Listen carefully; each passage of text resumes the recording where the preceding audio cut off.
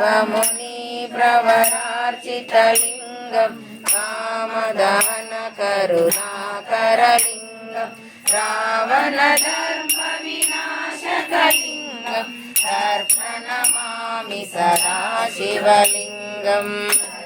सुगन्धसुलेपितलिङ्गं बुद्धिविवर्धनकारणलिङ्गं सिद्धसुरासुरवन्दितलिङ्गं तर्पणमामि सदा शिवलिङ्गं कनकमहामणिभूषितलिङ्गं फणिपरिवेष्टितशोभितलिङ्गं दर्शसुयज्ञविनाशकलिङ्गं तर्पणमामि सदा शिवलिङ्गं कुङ्कुमचन्दनलेपितलिङ्गं पङ्कजहारसुशोभितलिङ्गं